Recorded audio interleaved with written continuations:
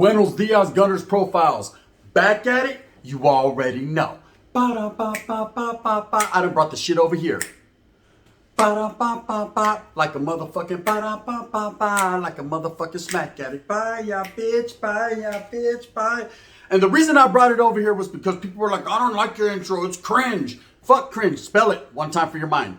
And I'm in Noodlestan in direct fashion. As you can tell by that thumbnail right there, we about to get into some real life shit right here on Gunners Profiles. Real life, right? Okay, in every man's life, if you take that wrong path, Holmes, and you do tiempo, you start out as a young kid. Placement, Juvenile Hall, fucking wherever else they may send you. I never got the luxury of going to rites of passage and all these different fucking things that they would send people to, all these different programs. No, with me, it was one and done. Juvenile Hall, CYA. Oh, you done just jumped to the next level, huh? Absolutely, indubitably. I got to pass go, but I didn't collect my 200, right? Straight to jail. Now, so I didn't even get free parking, right? I was a young kid, and I knew what I signed up for, and I definitely, man, handled my business. So in that fashion, a direct fashion. Menudo, you're out of here, buddy, right? Straight to the California Youth Authority. While you're in Hawaii, you meet a cast of characters, right? You know, depending upon where you're from, you'll meet some good taitas, camaradas, homeboys that you're just like, Sharky, you know what I mean? This is my boy right here for life, vato. And some people, it goes that way, and some people it doesn't. Some people, you're just in it to win it. While you're in there, Holmes, you know what I mean? That's your boy, you know what I mean? It's all good. You guys make all kinds of fucking plans, riff-raff plans. When I get out, Sharky, we're going to fucking rob a casino. You feel me? Right? It's never nothing good, man. Or it may be. One never knows does one. But I know at the end of the day, man, you sell a lot of fucking pipe dreams to each other, right? That's good. No pipa to each other. Pipe dreams, I say, right? Watch out. Anyways, so you find your good homeboys. These are people that you'll never ever forget. Now, you may lose contact when you get out, because when you get out, it's a whole different animal. It's a whole different world. The wiggleization is real. You don't know where your life is going to lead you or what direction it may take you, Holmes. All you know is you got to follow the yellow brick road, and just jam, right? Wherever it goes, it goes. Now, myself, I did a lot of tiempo in the California Youth Authority, right? As a youth, I was in there mackling mobbing, right? The mackalization and the mobilization was even realer, right? So I went through a lot. Well, we all know my story. I went down south to Fred C. Nellis, Southeast Whittier Boulevard. The Bangladesh was real, right? I was there. Or was it East Whittier Boulevard? I can't call it that like an alcoholic. I know it was down south. That's for sure. And I met a cast of characters, man. A lot of different individuals. Everybody thinking they were harder than the next man. But this guy that I'm talking about today, as you can tell by that thumbnail, I met him in the California Youth Authority. And all my life, I've remembered him. He had that much of an impact on my life because I'll never forget the day I met him and what he was all about. And I'm going to tell his story right now and where he ended up, okay, and where he's still going. I've talked about him in several of my videos, and a lot of people, man, tapped in with me. And one in particular tapped in with me the other day. He said, hey, that's my homeboy. Look at his story, Holmes. This is how it ended up. You know what I mean? Just so you know. Okay, and his name is Negro from Pomona 12th Street Sharkies. First and foremost, before I say anything else, respects to that audio and respects to him. You know what I mean? I will never forget. When I first met this guy, I was on a compa called Madison. Now, this compa was the one compa that the norteños did not want to go to. I did, fuck that. Hey, you want to sign up to go to Madison? All you heard was crickets and mamones by fucking otitos in the back, right? You didn't want to, nobody said nothing. Everybody was quiet, right? But fucking Holmes, they threw me there anyways, of course. I got no breaks. I had buzzard luck, right? Every time they opened a compa, every time that they fucking wanted to fucking integrate fucking norteños and Southsiders, I was right there on frontline status. It's like the administration hated me or something, right?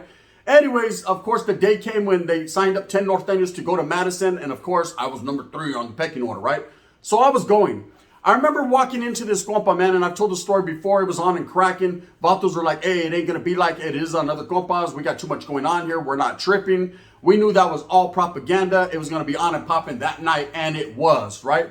I remember first seeing Negro from Pomona 12th Street and thinking, what the hell is he doing in CYA? This was the littlest guy on the compa. Small little guy, little dark guy. But I remember he had that look that he just didn't give a fuck. He was with the program. But at the same time, that look that he was curious. We were a mystery to him. You know, he was more focused on his enemigas and people he didn't get along with on the calles, and he was kind of tripping. He knew, of course, being educated, that the norteños were the enemiga and that we weren't supposed to be there, and it was their job to get us off the compa. But at the same time, he wasn't really tripping like that. So as time passed, of course, we had a riot that night, a melee. People got battery packed, shanked, stabbed, whatever you want to call it, scraped. Time moves on. After several one-on-one fights and several things that happen on that compa, we all start to settle down. The dust starts to fucking settle. And it's more of a one-on-one thing. If you got a problem with a certain individual just based on, well, Vato, be a fucking man. Huh? Be more man than him. And Menudo over there, say it with your chest behind the handball court. There was plenty of air and opportunity, man. Go handle your shit, right? And that's just the way we played it on both sides, north and south. They were down for their shit. We definitely were going to fucking stand our ground 10 toes to the concrete on ours, right? And it just continued as such. But trip out on this, right? Negro was never one to call people out unless he was their enemy from the streets. I noticed that with him. His ranfla consisted of several individuals, and it seemed like these were all the individuals that were about something on that compa. You know, you could tell the difference. There was a ranfla over here, a ranfla over here. Southsiders had a whole bunch of different carros right there, right? Vatos kicked it with whoever they were cool with. That's just how it went, right? Some of the vatos from Loso here, some of the vatos from San Diego, some of the vatos from the IE. Whoever you identified with, whoever was your homeboy, your camarada, that's who you kicked it with. This vato had a carro that was bar none, by far, the hardest carro in there. Except our car. We were hard too, but you know what I mean? But we consider ourselves equals, right? But these vatos were about their shit. There was a vato from VNE, a vato from Harbor area, from Gardenia, a vato from Vineland Boys, a vato, you know what I mean? And him from the Sharks, and a couple other vatos from Sharkies. These vatos were fucking dangerous. They were looked at as dangerous because they had a lot of influence on that compa. Not only in dangerous shit, but just in everything, man. They always were busting the biggest spreads. They had it going on. You know, we always just say, watch these motherfuckers right here, because I'm sorry, kid. You know, man, I'm not, shit, you already know what it is. That's targets, right? And they looked at us the same way. But I started to develop a relationship with Negro, right? From Pomona Twister. We started to chop it up. He was a fucking righteous individual, a good dude. For his size, his stature, the way he carried himself, let me tell you, he was very educated and very highly respected in the California Youth Authority. Vatos right now like, get off his fucking jock. I'm just keeping it real. I'm telling the truth, Holmes. Because the truth shall set me free, right? Or how does it say set me free? I said set me free. You know what I'm saying, right? The truth shall set me free. Facts, right? He was one of those that you gave your respect to. You didn't know why you were giving your respect to him, but he just demanded and commanded that. And we definitely, man, used to chop it up daily, all the time. And he was one of those guys, he was a jokester. He liked to play jokes. And then when the shit got serious, Holmes, he got serious. I'll never forget. I'll never forget when the Bulldogs moved on me in the compa Dreamer and Spookio, Spooks from the Bulldogs with Fileros or whatever. He was right there and I was looking at help. That's it, help, right? Motherfucker, you see me? I'm fucking this dude. I'm shanked this. I'm hitting this dude with the chair, the Cadillac chairs. You know what I'm talking about, the big brown chairs for those of you that been in the fucking compas. And he was right there like, so this. I was like, damn, motherfucker, he's with it, right? But I liked him. I always liked his get down because he wasn't no punk at all. Now, fast forward to recently. You know, I started my YouTube channel and I always mention him in a lot of my stories in YA because I'll never forget him. There's just, like I said, some individuals you just can't and will not forget. But I didn't know his story. You know, distance. The vatos from down south. I thought I would never ever see him again. I went up norte and I fucking did my thing, my career. However fucking it worked out for me, it worked out, right? And I'm sure he did his thing back in his barrio. I didn't know how much time he was doing. I didn't even know why he was incarcerated. We never talked like that. It was kind of more like, hey, watch out. I'm going to fucking beat this guy up right here. What? You know what I mean? And that was the gist of our conversation. Anyways, I start to look into like, hey, where's this guy been?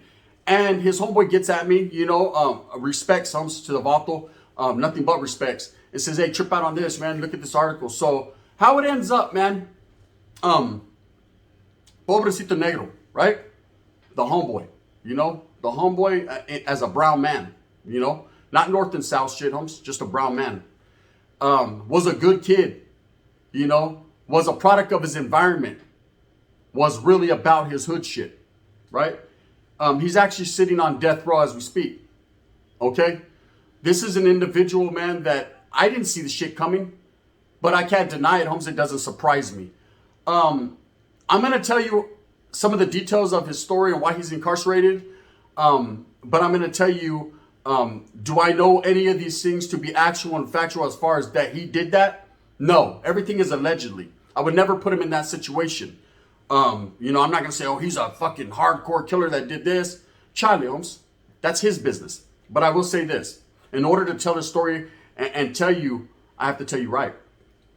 So according to some of the things that I seen, some of the paperwork and stuff, this Vato was accused, right, of shooting somebody from a rival neighborhood. Now, I'm not going to say the neighborhood, Holmes, because I'm not trying to disrespect the Vatos, but let's just say he got into it for whatever their reasons were, and allegedly, man, that he shot this rival.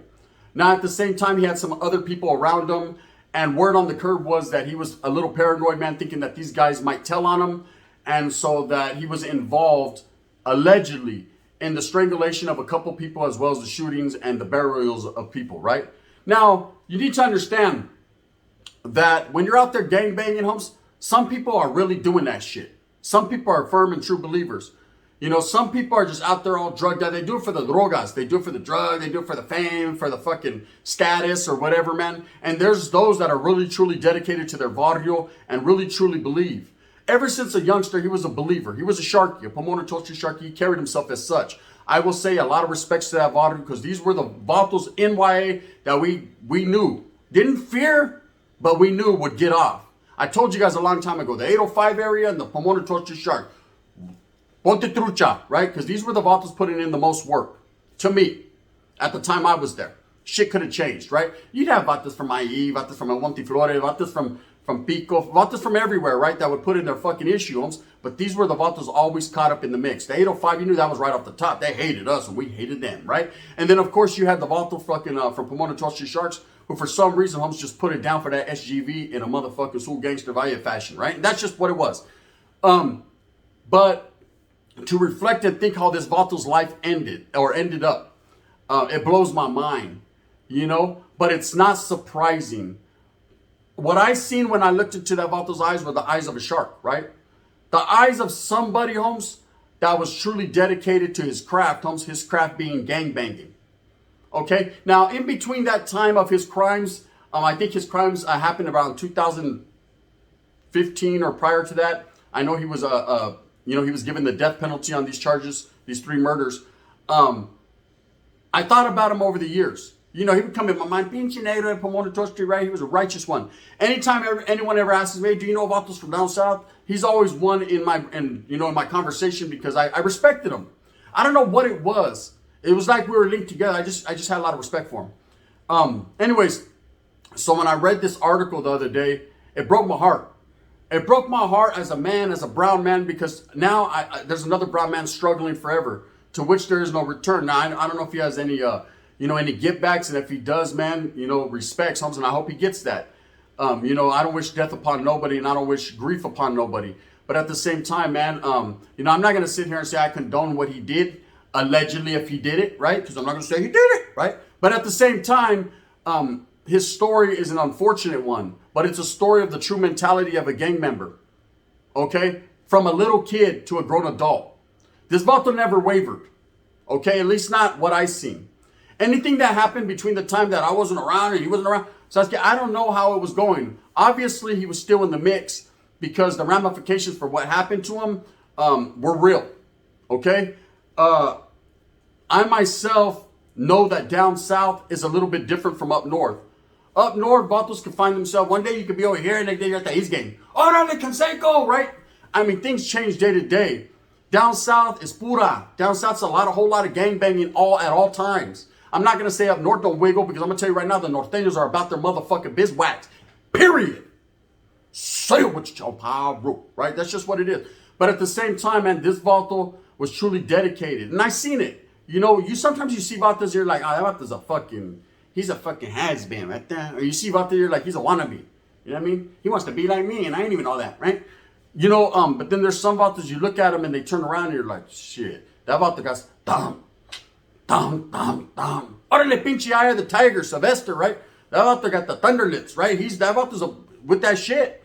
He was one of them. Okay, he was one of those that if you were around him, yeah, he was a charismatic person, a nice guy, cool, chop it up with you, didn't give a fuck where you're from. He didn't care if we were from up north. He used to tell me all the time, hey, I don't give a fuck what you Vatos are doing, bro. I ain't tripping. You know what I mean? If something kicks off, I'm stabbing you, but then that's real, right? But at the same time, I'm not going to go looking for you. You know what I mean? You're not my enemiga. He's like, my enemy's primera, first, right? And I said, I recognize that.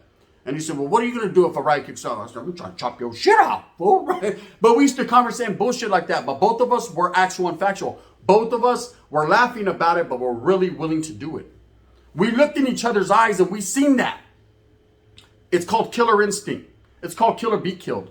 It's called self-preservation. It's called safety and security first and foremost. It's called fuck that, that's it, right? That's what it's called. Or something like that, right?